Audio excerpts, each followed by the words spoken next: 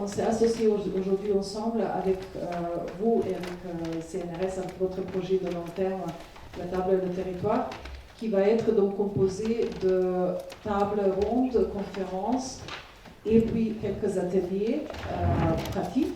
Et plus tard, comme chaque mercredi, maintenant à la Cité des Arts, nous avons les ateliers ouverts, où nous présentons 6 studios, 6 ateliers, 6 artistes à la fois, chaque mercredi.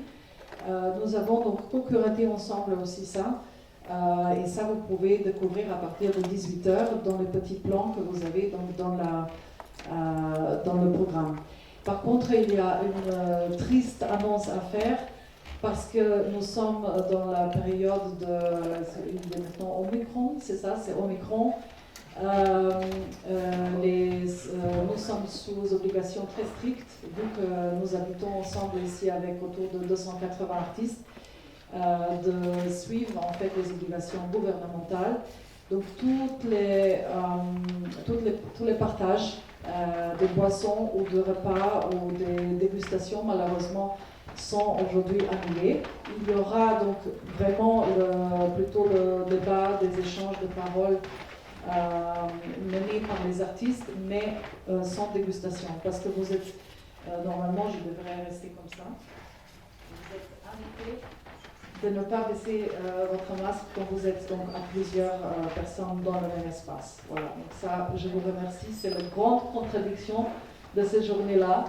Qu'on a dû prendre vendredi dernier. Nous sommes vraiment navrés pour ça, mais nous vous souhaitons quand même une excellente journée.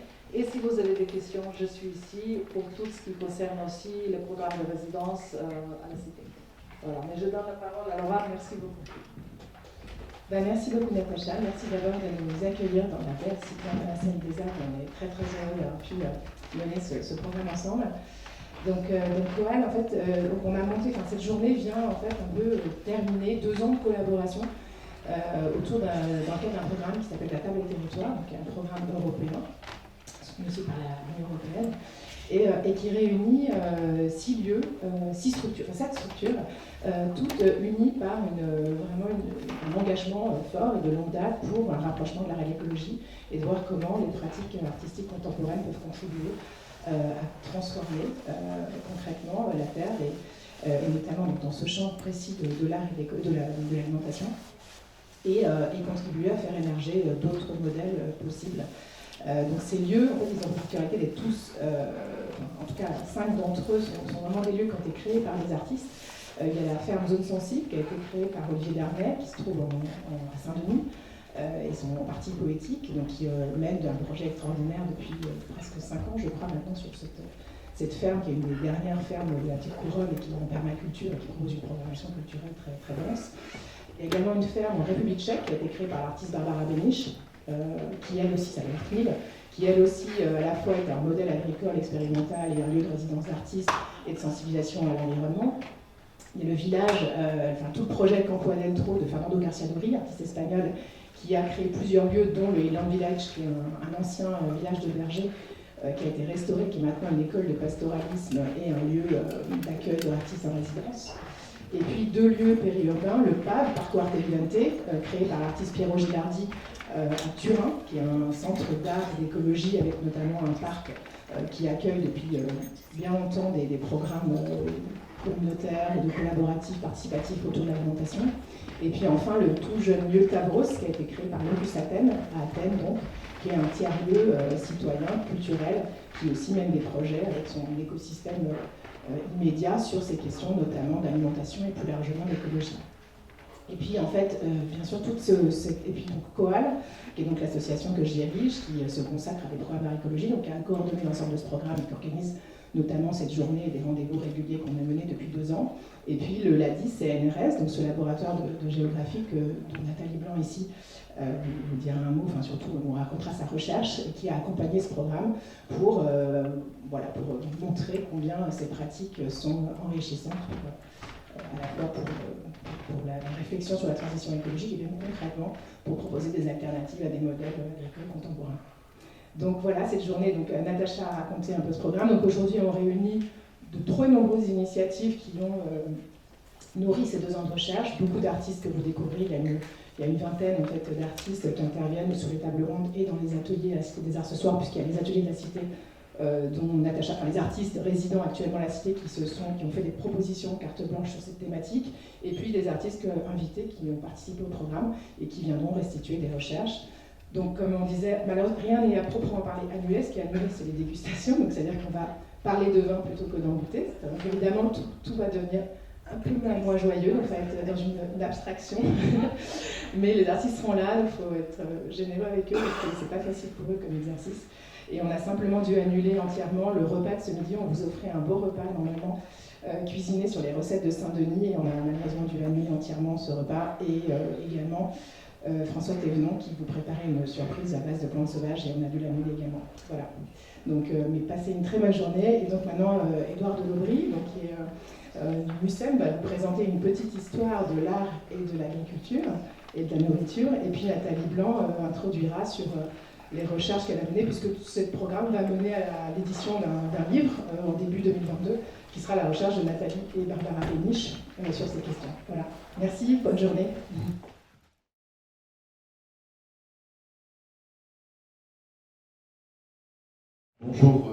Bonjour à tous.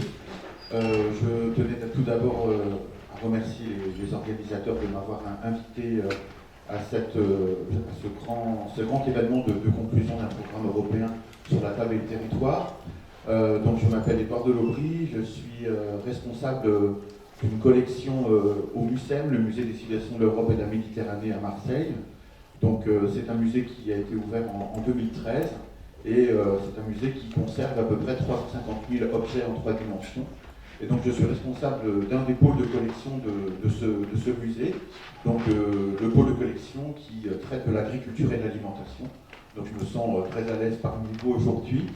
Donc je voulais aussi, pour parler un peu de ma propre actualité et en lien avec ce programme européen, vous dire qu'actuellement à Marseille, il y a une exposition semi-permanente qui s'intitule Le Grand Mété, qui parle de l'alimentation en Méditerranée, que je vous invite à venir voir jusqu'en 2023, jusqu'à fin 2023, puisqu'il s'agit d'expos semi-permanentes.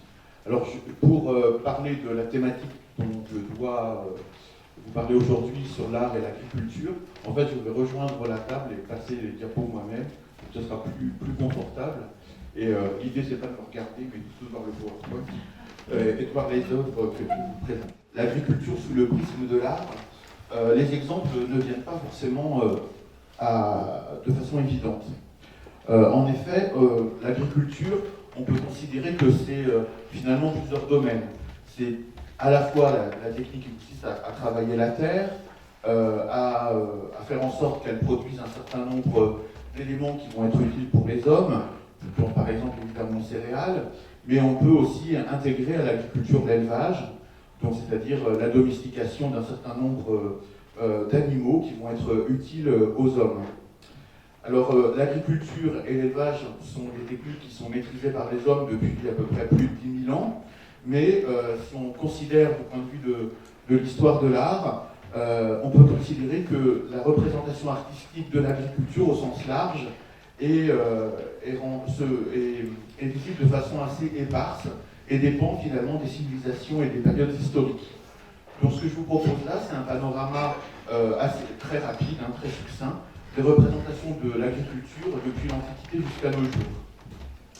Là, vous avez devant vous la représentation d'une tombe égyptienne, donc un moment où les productions de l'agriculture et de l'élevage sont valorisées par les civilisations antiques, ici égyptiennes, mais on va le retrouver également, notamment à l'époque romaine, grâce à des témoignages funéraires. L'idée, c'est pour vivre convenablement dans l'au-delà, il faut que l'homme puisse bénéficier des mêmes biens que ceux qu'il avait sur Terre, et notamment ceux liés à son alimentation. Ils font donc des récoltes abondantes. Dans l'art grec, en fait, on retrouve relativement peu de représentations agricoles, si ce n'est dans certains vases. Ici, un vase où on peut voir la récolte des olives en tapant avec un bâton sur l'olivier, technique que l'on utilise toujours aujourd'hui. À l'époque romaine, en fait, c'est le cycle des saisons qui va être plus fréquemment représenté. D'ailleurs, c'est une thématique que l'on va retrouver jusqu'au XIXe siècle. Dans les saisons, il s'agit de représenter les 4 saisons, les occupations agricoles à chaque mois de l'année, à chaque époque, à une époque où le temps n'est pas encore compté. Donc là, vous avez devant vous une très belle mosaïque qui est au musée de Saint-Germain-en-Laye et qui provient de Saint-Romain-en-Galles, une très grosse exploitation agricole de l'époque romaine. Au début du christianisme, la religion va s'exprimer par tout un ensemble de symboles. On va retrouver le chrisme, qui symbolise le Christ, la colombe du Saint-Esprit, mais aussi le bon pasteur, c'est celui que vous avez devant vous. Le bon pasteur, c'est celui qui va chercher la brebis égarée et la remettre dans le droit chemin. C'est celui de la foi chrétienne contre le paganisme. Ici, vous avez un très beau sarcophage en marbre du IIIe siècle après Jésus-Christ.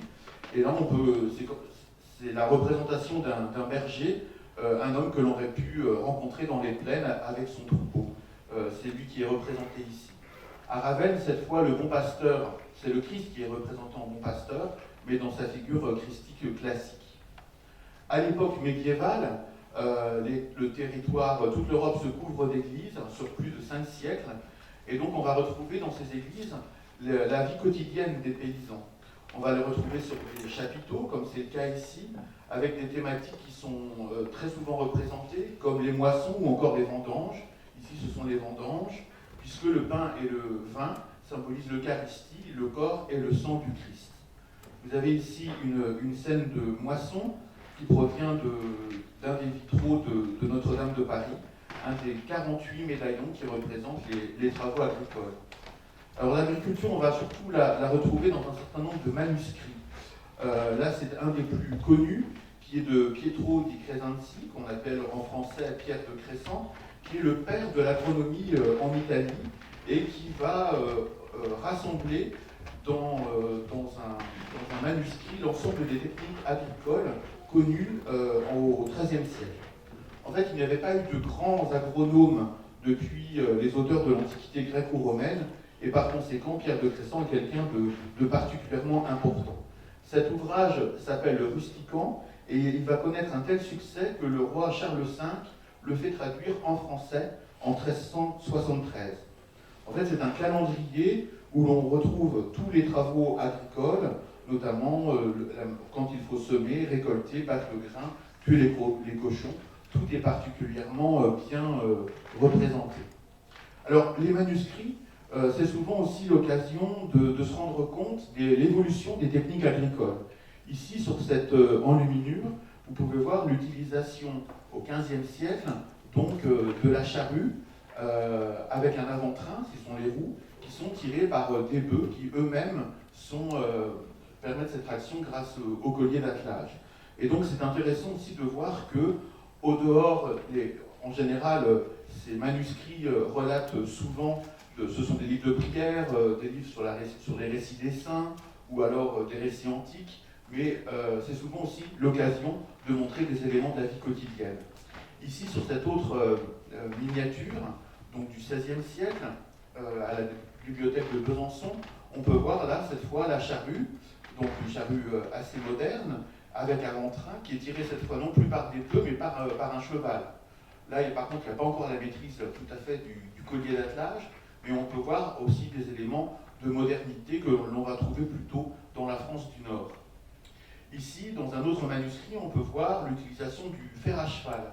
Alors, ferrer les animaux, ce n'est pas notamment quelque chose de forcément évident, et donc là aussi, ce manuscrit est l'occasion de montrer un élément de modernité. Cet autre manuscrit, on peut voir cette fois l'utilisation du collier d'attelage pour le cheval, et donc qui permet de moins épuiser l'animal lorsqu'il va faire cet effort de traction. Ici, il est en train de tirer une herse, et donc voilà, encore une autre modernité. Ou encore la dernière ici, dans cette annonce au berger, en fait, c'est aussi l'occasion de montrer l'utilisation d'un moulin à vent qui se répand en France à partir du XIe siècle et qui cohabite avec le moulin à eau qui lui est connu depuis l'Antiquité. Alors, sans doute le manuscrit le plus célèbre, c'est celui des très riches œuvres du duc de Berry, ce manuscrit absolument magnifique, rarissime, qui est conservé au musée Condé à Chantilly. Donc là aussi, on a tous ces travaux qui sont absolument remarquables. C'est un livre de prière à la base qui avait été commandé par Jean Ier de Berry en 1411 aux frères Limbourg. Et en fait, comme ces frères meurent, il y a tout un ensemble d'enlumineurs qui vont se succéder, comme Barthélemy d'Èvres ou Jean Colombe, à partir de la fin du XVe siècle. Et donc c'est vraiment une sorte de manuscrit, un manuscrit qui rassemble vraiment toutes les influences techniques, mais aussi artistiques, que l'on retrouve à cette époque, aussi bien flamande, française, italienne, voire même antique. Donc, on voit en fait que dans ces représentations, ce qui compte, c'est le temps cyclique, c'est-à-dire le rythme des saisons, les travaux mois par mois, et c'est vraiment ça qui compte. À partir de la Renaissance, en fait, il n'y a pas un intérêt extrêmement gigantesque pour l'agriculture, si ce n'est quelques exceptions. Ici, ce tableau de Paolo Uccello, qui est connu plutôt pour ses tableaux de guerre. On a ici une représentation de Saint-Georges terrassant le dragon, mais à l'arrière, en troisième plan, on peut voir l'organisation agricole du territoire autour de Florence, et donc ça nous donne une idée de la géographie de ce territoire à cette époque. Autre point extrêmement intéressant, deux fresques d'Ambrogio Lorenzetti qui s'intitulent l'effet du bon et du mauvais gouvernement sur les campagnes. Alors ici on est à Sienne. Ce qui est intéressant, c'est qu'à cette époque Sienne est une république, et donc il y a une prise de conscience extrêmement forte de la part des puissants de l'importance de l'agriculture pour être au service de leur population et faire en sorte que les populations vivent convenablement. Donc là, on a la représentation du bon gouvernement, et ici, la représentation du mauvais gouvernement. Donc on voit bien à quel point l'agriculture est considérée comme une activité absolument capitale pour les puissants.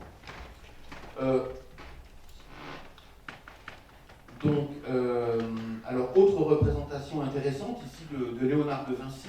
On sait qu'il a eu des travaux extrêmement importants sur la technologie. Et donc ici, ce plan d'Imola, près de Bologne, sur lequel Léonard représente les canaux d'irrigation et les moulins qui vont servir à l'organisation des champs. Alors là, je vais passer. Autre tableau intéressant, donc là, cette fois, on est en Europe du Nord, c'est Pierre Bruegel, la chute d'Icare à la fin du XVIe siècle, non, seconde moitié du XVIe. Donc là, en fait, la chute d'Icare, c'est vraiment l'argument, enfin le prétexte pour ce tableau.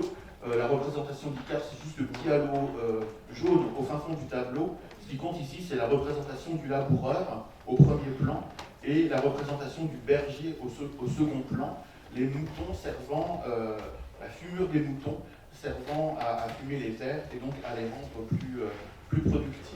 Alors il y aurait aussi les natures mortes qui sont des représentations de fruits et de légumes à différents stades de leur maturité jusqu'à leur putréfaction, qui sont là aussi très intéressants à étudier. Un tableau peut-être assez original, un énorme tableau de Paul Potter, un peintre des Provinces-Unies au XVIIe siècle. C'est la première fois qu'on a une représentation si importante d'un animal, ici donc un jeune taureau qui symbolise en fait les Provinces-Unies. Mais on peut vraiment, on est surpris, ce tableau fait plus de 3 mètres de long, et donc c'est la première fois qu'on a une représentation aussi importante d'un animal. Alors au XVIIe siècle toujours, les frères Lenain, c'est sans doute les peintres français qui ont le plus représenté la paysannerie, dans des représentations extrêmement composées, avec des éléments qui n'appartiennent pas à la culture paysanne, notamment des éléments de vaisselle, la verrerie qui n'était pas à la portée des paysans à cette époque. Mais ici, ce tableau de Lenain qui est conservé à Washington nous montre le paysage agricole de la Lorraine. Et donc on voit déjà ici qu'on a affaire au paysage de champs ouverts, qu'on appelle open field, qui est déjà finalement parfaitement mis en place au XVIIe siècle. Alors au XVIIe siècle, évidemment, l'événement le plus important en France, c'est la création des académies, avec la hiérarchie des genres. Et donc, la hiérarchie des genres, c'est la peinture d'histoire qui est tout à fait au sommet de des représentations. Et par conséquent, le monde paysan ne va pas être vraiment représenté de façon importante, si ce n'est juste en tant que motif, comme on peut le voir ici sur ce paysage de Fragonard qui s'intitule L'Abreuvoir. Alors, au XVIIIe siècle, notamment à partir du règne de Louis XVI, le monde paysan devient à la mode, mais un monde totalement idéalisé. C'est à cette époque que Marie-Antoinette crée son hameau à Versailles entre 1783 et 1786.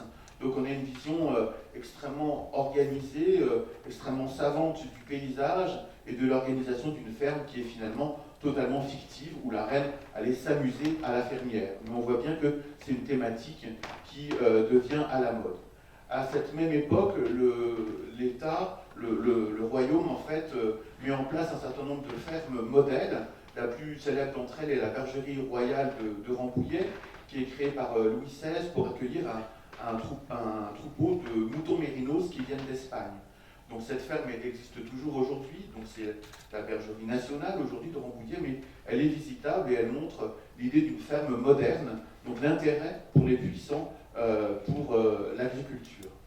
Alors évidemment tout ça est très éloigné de la condition absolument misérable dont vivent la plupart des paysans au XVIIIe siècle en France, comme en témoigne cette gravure populaire. Alors, toujours cet intérêt de la part des puissants pour l'agriculture.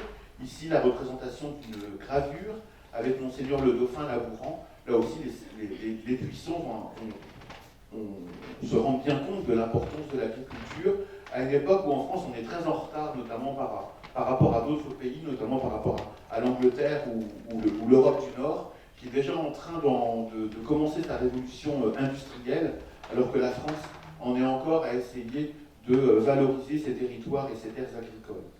Évidemment, le plus important à la fin du XVIIIe siècle, c'est la publication de l'encyclopédie par Diderot et d'Alembert, dans lequel il est question de tous les savoir-faire français dans tous les domaines de l'agriculture et de l'artisanat, donc notamment la représentation de tous les instruments agricoles les plus performants à cette époque, et notamment différents types de charrues. Alors, autre tableau très, très important, mais qui finalement rappelle celui que je vous ai montré à l'instant sur le dauphin Labourant. Donc là, on est en période révolutionnaire, on est en 1798, et donc c'est la représentation de deux mondes, le monde bourgeois et le monde paysan. Ces bourgeois qui ont dû acquérir des terres, et c'est le paysan qui directement va enseigner au fils du bourgeois la manière de labourer.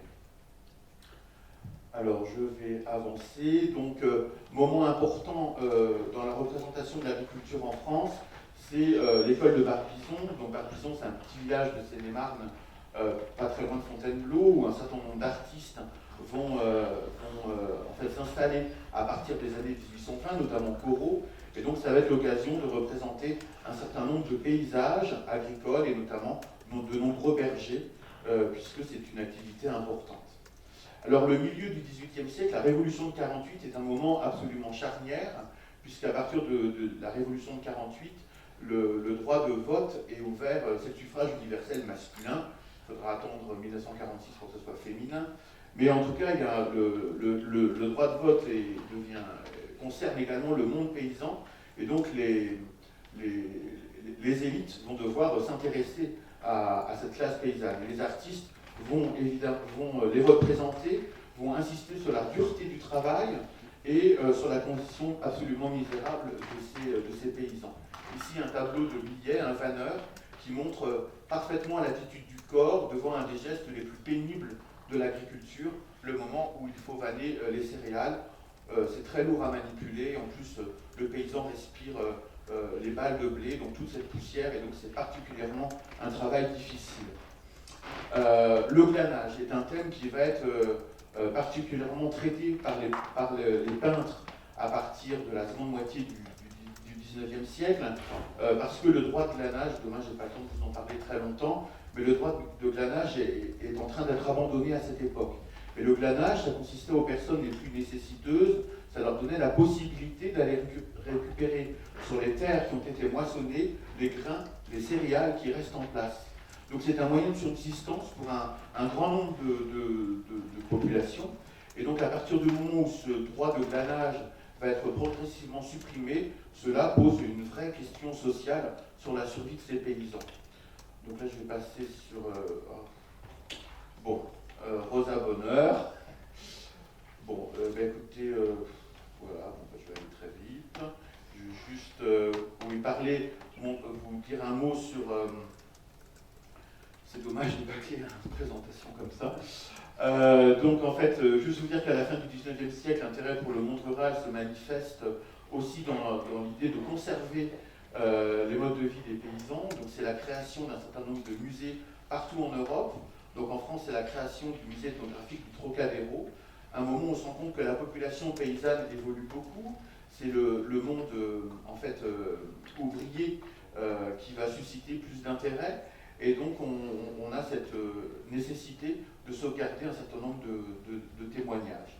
La photographie va jouer aussi un rôle très important dans la collecte de la tradition en fait, et dans la mise en scène finalement des musées d'ethnographie. Là j'arrivais au XXe siècle très vite pour vous montrer que la période du Front populaire est une période déterminante dans la manière dont on va revoir l'agriculture. Ici, une œuvre de Charlotte Perriand qui est très peu connue, c'est le salon d'honneur qu'elle fait pour le ministère de l'Agriculture en 1937, à partir de photomontages sur les traditions agricoles et la manière dont elles peuvent évoluer au moment du Front populaire. Donc là, c'était les États-Unis, je laisse tomber. Pendant la Seconde Guerre mondiale, le musée des arts et traditions populaires va permettre à certains artistes de ne pas faire le service du travail obligatoire. Et donc, certains artistes vont être recrutés par le musée pour représenter des scènes de la vie rurale. Ici, c'est René Perrault avec des dessins qui représentent la taille de la vigne dans le Doubs, ou encore ici Jean Amblard qui va représenter essentiellement des scènes de la vie rurale en Auvergne. Bon, évidemment, il faudrait parler des artistes du réalisme soviétique. Voilà, le musée des arts et traditions populaires à Paris, dans sa présentation de 1974, qui met en valeur ce monde paysan davantage à partir de témoignages de la vie matérielle. Et je vais m'arrêter ici. Merci de votre attention.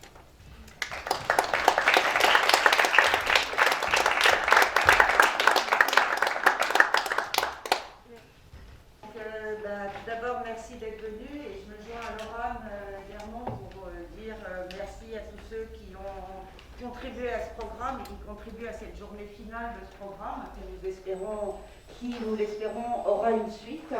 Donc moi, je vais vous présenter assez brièvement, parce qu'on s'est donné chacun une vingtaine, 25 minutes, le programme de recherche que nous avons réalisé dans le cadre de ce programme européen.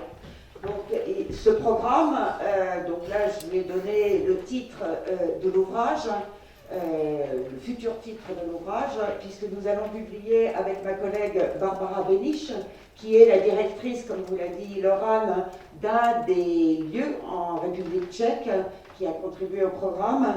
Nous allons publier un ouvrage chez Routledge qui va éventuellement s'appeler « De la nourriture pour nos rêves, comment l'art transforme l'agriculture » et vice-versa. Donc, bien évidemment, à la différence de la présentation d'Édouard de Lobry, je vais m'intéresser aux contemporains, diapo suivante, et à quelques questionnements qui ont été les nôtres au fur et à mesure de cette recherche. Parce que, en fait, on s'est posé la question avec ma collègue Barbara, quel type de recherche allions-nous faire, qu'est-ce que nous allions mettre en valeur au fur et à mesure de cette recherche. Donc il y a deux questions quand on s'intéresse à ça. Le premier, c'est la place qui a été faite à la nourriture dans l'art. Ça, c'est Édouard a présenté quelques diapo précédentes. Et l'art de la nourriture, c'est aussi un art du féminin. C'est un art féminin, c'est un art du quotidien. Pour ceux qui travaillent dans le champ de la sociologie et de l'anthropologie, bien évidemment, il y a les travaux très connus de Michel de Certeau et de Luce Chiard qui renvoient aux multiples façons de faire de la nourriture qui sont autant de façons de montrer ses savoir-faire, son appartenance à des groupes, son identité éventuellement. Donc un art du quotidien, un art où tout à chacun, nous pouvons inventer nos modes de vie et nos affirmations, nos modes d'appartenance à différents groupes. Donc c'est un art qui est ancré dans la culture et les territoires. Donc ça, c'est quelque chose qui était important, c'est-à-dire ne pas s'attacher uniquement à la question des représentations.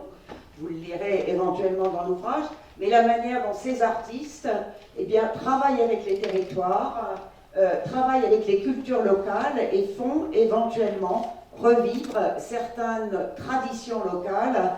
Je pense par exemple à Campo Adentro avec le pastoralisme près de Madrid. Donc il y a véritablement de la part de ces artistes une volonté de renouveler le vocabulaire de l'agriculture qui est important.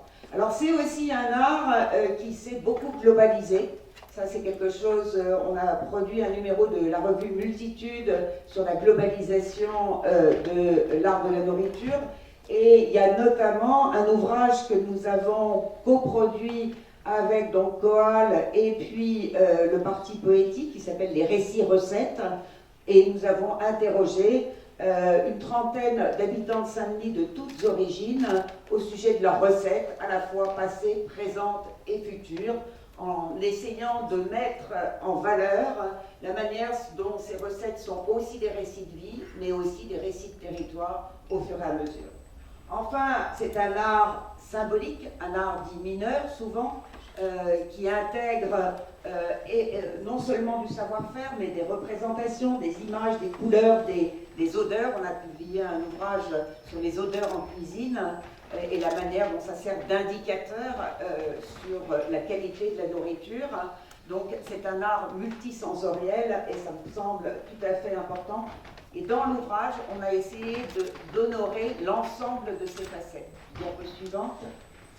Donc j'ai dit c'est aussi un art de l'agriculture. Alors quand je dis un art de l'agriculture, ça veut dire qu'on a fait des recherches sur essayer de voir comment ça renouvelle des traditions d'agriculture, de production de la nourriture. Et c'est d'autant plus important que nous sommes aujourd'hui dans un contexte où l'agriculture pèse son âne mort, comme on pourrait dire, pèse son âne mort sur les émissions de gaz à effet de serre. Et donc changer les modes d'agriculture est un enjeu écologique majeur. Diapo suivante. Donc cet ouvrage qui va apparaître dans ce premier semestre en anglais aux éditions Routledge et qui sera probablement suivi par une édition en français, fait suite à deux autres ouvrages. Le premier, Écoplastie, qui a été largement diffusé et qui, je crois, est encore à Beaubourg, où c'était une série d'entretiens auprès des artistes qui travaillent sur cette thématique de l'environnement. Donc on est en 2008, donc voilà. Et puis un deuxième ouvrage qui s'appelle Form Art and the Environment, qui a été publié aussi en anglais, qui est également le produit d'une collaboration avec Coal. Et nous avons travaillé sur l'ensemble des artistes qui ont eu ou qui ont soumis des projets au prix Coal et que nous avons suivis dans le temps. Diapo suivante. Donc, comment nous avons procédé? Alors, tout d'abord, il y a eu le Covid, personne ne peut l'ignorer, malheureusement. Du coup, il y a beaucoup d'événements qui devaient avoir lieu en présentiel, surtout quand on parle de nourriture, c'est difficile d'être derrière un Zoom, ça a tendance à déréaliser énormément de choses. Donc il y a eu moins d'événements et on a fait beaucoup d'événements en distanciel, des séminaires, etc. Il n'empêche qu'on a mené une campagne d'entretien, notamment cet été, et nous nous sommes déplacés en Europe auprès des différentes fermes. Et puis il y a eu des sujets de master. En fait, nous avons essayé de suivre l'activité de ces différents lieux au travers de leurs pratiques et pas simplement autour d'un projet. La différence avec l'autre ouvrage, de ce point de vue-là, c'est que l'autre ouvrage, on était plutôt sur mettre en valeur un projet. Là, ce qui nous semble important, c'est de suivre dans le temps comment des lieux qui sont eux-mêmes ancrés dans le temps et dans l'espace font valoir ces lieux et et ces politiques locales de telle façon à travailler avec elles. Donc c'est pas juste un projet, c'est pas un coup, c'est vraiment à partir d'un lieu comment peut-on rayonner et transformer éventuellement les savoir-faire autour de ce monde agricole local. Et le parti poétique à Saint-Denis en est un exemple, comme vous voyez l'image en est tirée. Alors pour le coup, on parle de nourriture bien évidemment dans l'ouvrage, mais on parle aussi de toutes ces techniques de récolter, de couper, etc. Comment ça intéresse la famille, la communauté, les femmes, les hommes derrière ou devant. Donc voilà, diapo suivante. Je pense que ça renvoie à un champ de préoccupation nouveau dans le domaine des sciences sociales et humaines.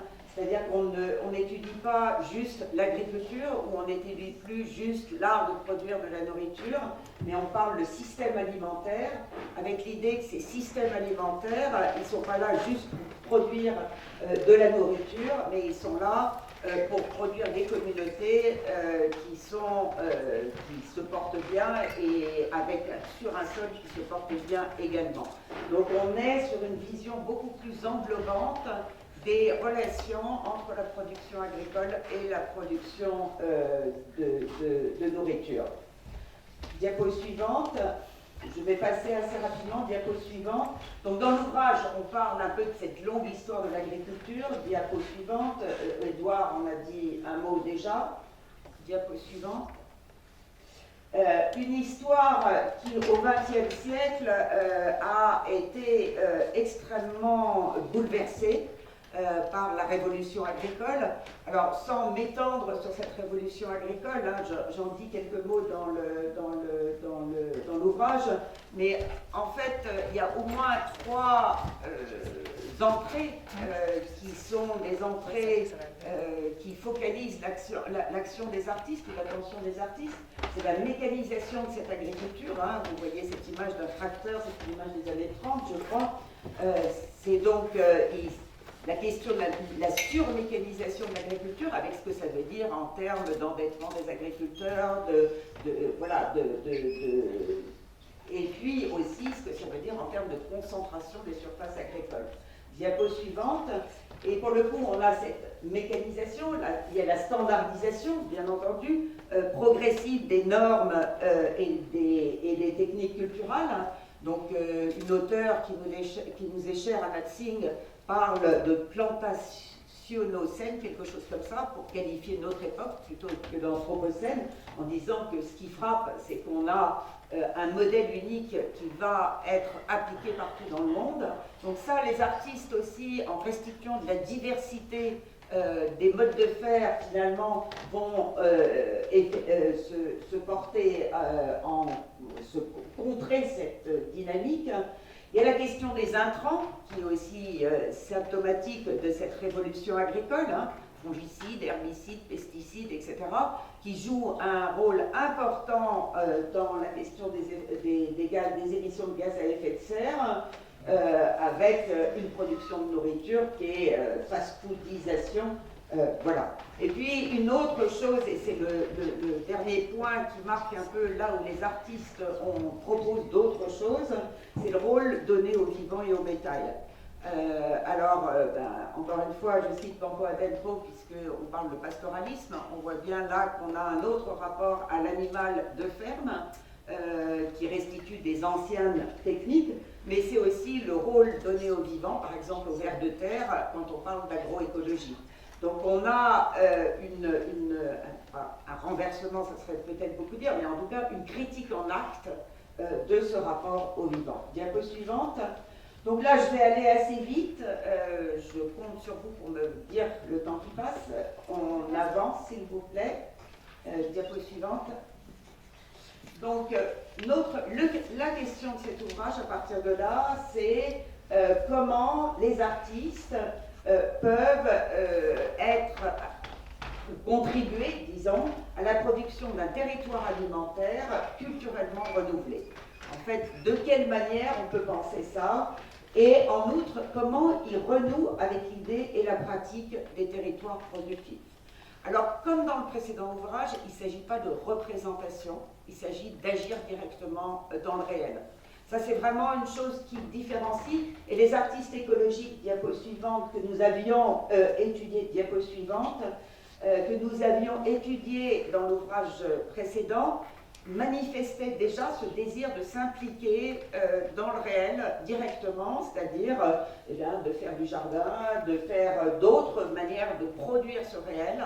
Donc moi j'ai dit qu'on était passé de la représentation à la présentation d'une certaine manière, et que du coup ça change effectivement la manière de voir l'art et l'histoire de l'art qui va plutôt du côté des savoir-faire et d'un renouvellement de ce partage entre art et artisanat qu'on a dès le XVIe siècle. Alors là, je vais passer rapidement. Il y a pour l'époque moderne, beaucoup de représentations de nourriture. Là, je trouve cette image assez drôle de la tranche de camembert par Magritte. Mais ce sont, comme je vous l'ai dit, de la représentation de nourriture. Diapo suivante. Même chose ici avec Meret Oppenheim, le festin cannibale. Donc, encore une fois, on est sur cette sublimation de nourriture.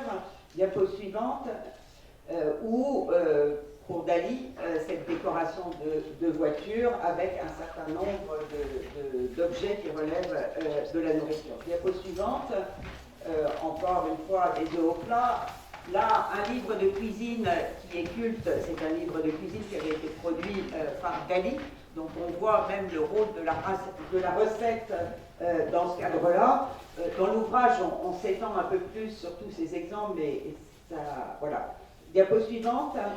Donc, diapo suivante, encore, on va aller assez vite. Là, du côté américain, on a une critique de la fast-foodisation, j'ai envie de dire, c'est-à-dire une critique qui est là reprise par un burger géant d'une certaine manière. Voilà, c'était une critique de cette nourriture que l'on voit avec les supermarchés, etc., que l'on voit arriver partout. Diapo suivante, une critique qui se retrouve également ou dans cette massification de la production alimentaire et de sa consommation au travers des travaux d'Andy Warhol. Diapo suivante.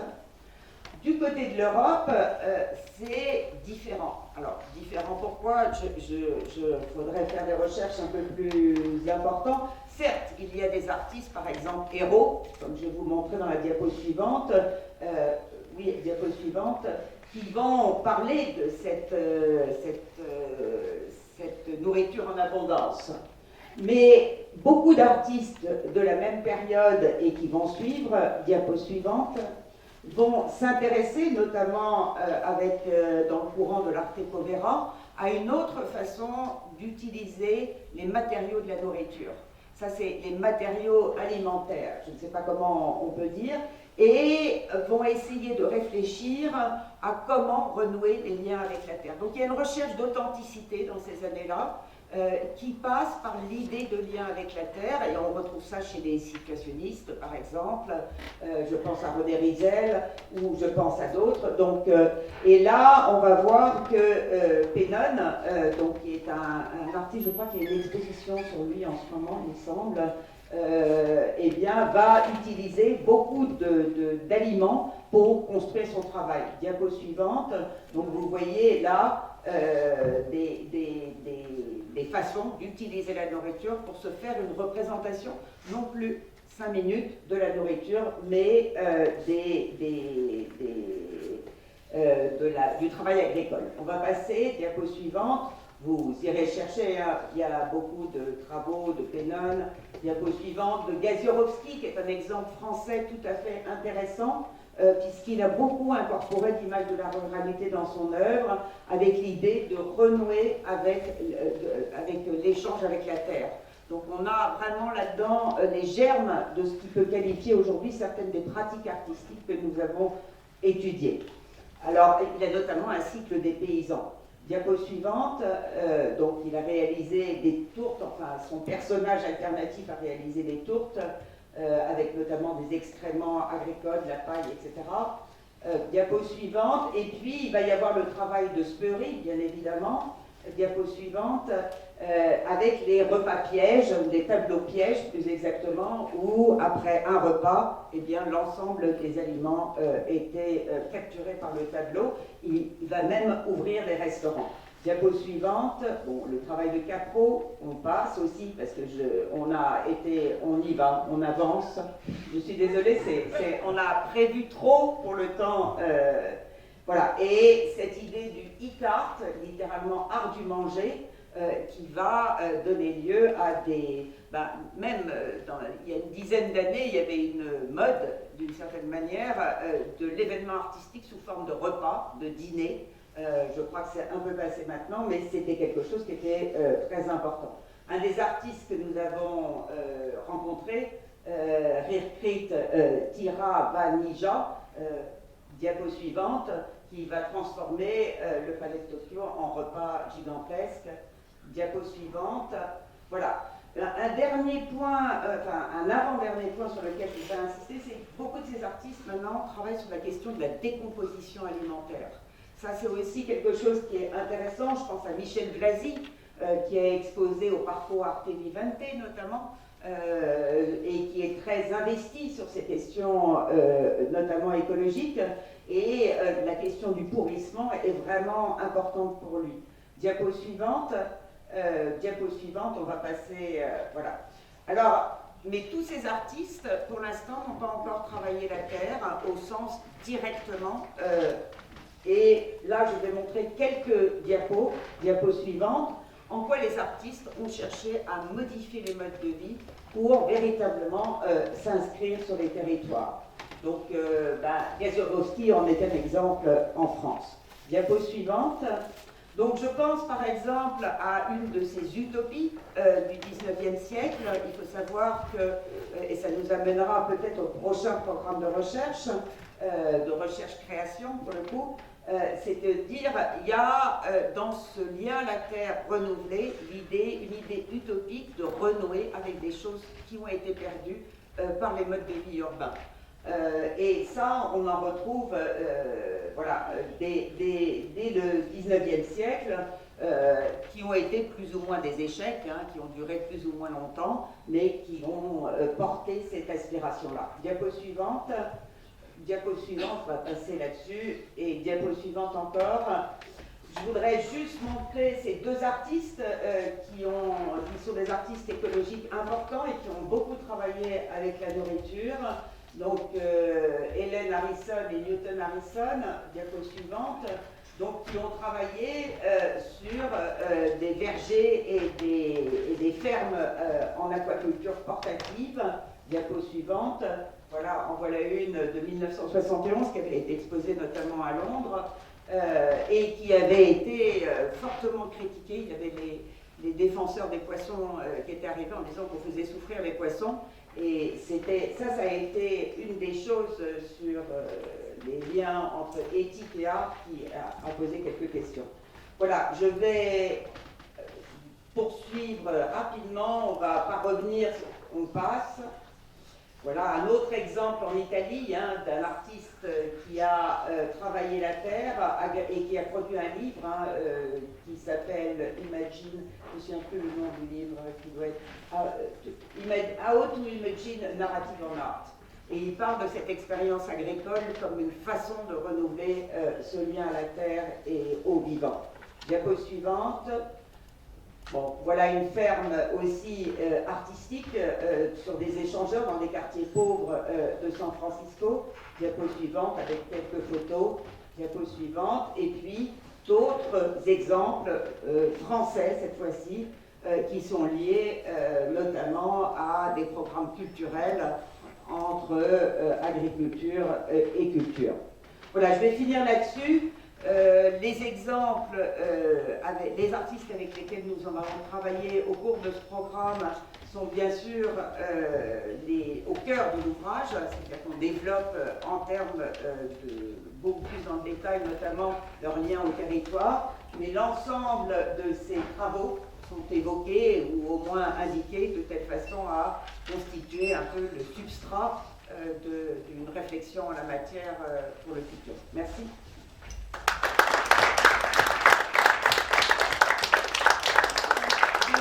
Merci à vous deux. Alors, il est déjà 11h passées, on va bientôt accueillir la seconde table ronde de la journée. On a peut-être le temps de prendre deux petites questions. Alors, est-ce qu'il y a des questions dans la salle ?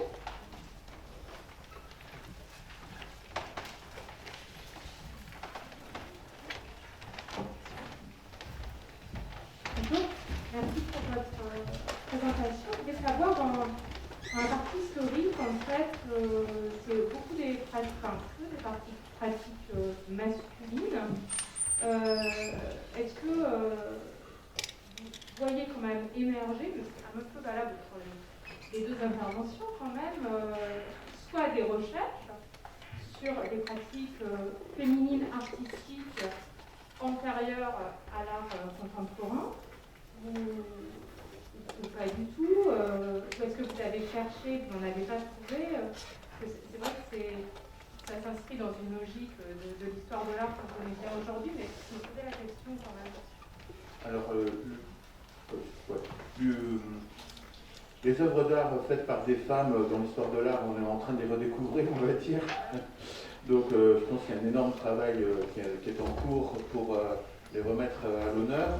Alors, il y a une diapo, mais je suis passé très vite. La femme qui a le plus représenté les travaux agricoles, c'est Rosa Bonheur, qui était une artiste très importante sous le Second Empire. Son tableau le plus connu, c'est Labour en Nivernais, qui est au musée d'Orsay. Et ce qui est intéressant, c'est que c'est une commande de l'État après la Révolution de 1848.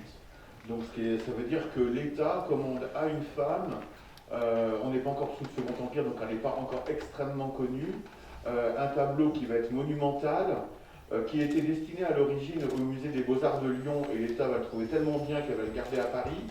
Voilà, mais on est quand même un peu, enfin, à ma connaissance, sur une exception. Et voilà, je pense qu'il y a tout un travail de l'histoire de l'art qui est en cours pour remettre les femmes un peu à l'honneur.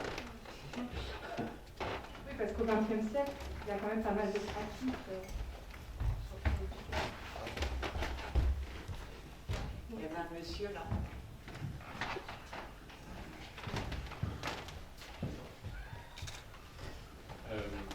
Merci pour vos exposés, merci encore pour vos contributions dans ces recherches sur la représentation et la présentation d'un art de la terre. Effectivement, il y a la question de la place des femmes, mais je suis un peu surpris de l'absence de mise en perspective de l'agriculture dans un champ plus politique. C'est-à-dire que c'est une pratique de relation à la terre, basée pas mal sur l'extractivisme et l'exploitation, et c'est assez centré dans une zone géographique qui est quand même pas mal l'Europe. Et du coup, je suis curieux de voir comment aujourd'hui on va ouvrir d'autres modes de relation, notamment dans cette situation charnière où les choses se sont globalisées, et surtout des représentations. Est-ce qu'il n'y aurait pas aussi une autre histoire de la relation à un art de la terre qui regarderait d'autres pratiques dans d'autres endroits de la planète? Et est-ce qu'il y a un travail fait au MUSEM à ce sujet? Je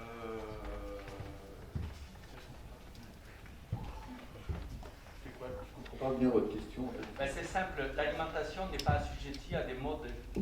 L'alimentation n'est pas assujettie à des modes d'extraction ou d'exploitation tels que l'agriculture, notamment occidentale, l'a affiné.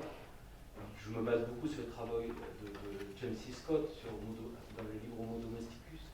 Et moi, je me pose la question de faire une histoire de mode de relation à la terre, ancienne comme contemporaine, où la question, la place de la femme, la place des enfants, la place de l'animal, la place d'une diversité d'êtres vivants sont représentées. Et donc je me demandais si l'UCM s'engageait dans cette voie-là, dans votre département. Que l'alimentation ne soit pas juste un acte nourricier, ça c'est très clair, et on en est tous bien conscients. la dimension culturelle de l'alimentation soit très forte, là on en est également très très conscient. Si vous venez à Marseille voir l'exposition que j'ai actuellement qui s'intitule Le Grand Médier sur l'alimentation méditerranéenne, vous verrez qu'il y a toute une partie sur la dimension culturelle, notamment la relation par rapport aux prescriptions religieuses ou aux prescriptions individuelles, contemporaines, comme le véganisme par exemple. Donc c'est des aspects que l'on aborde.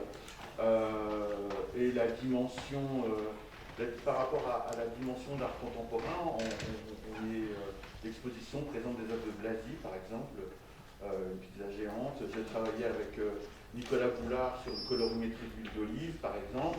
Donc ces aspects-là sont présents. Le rôle de l'animal, évidemment, il est déterminant. Là, on avait 20 minutes, chacun, pour parler de l'agriculture de la préhistoire à nos jours. Donc, évidemment, on a fait des choix.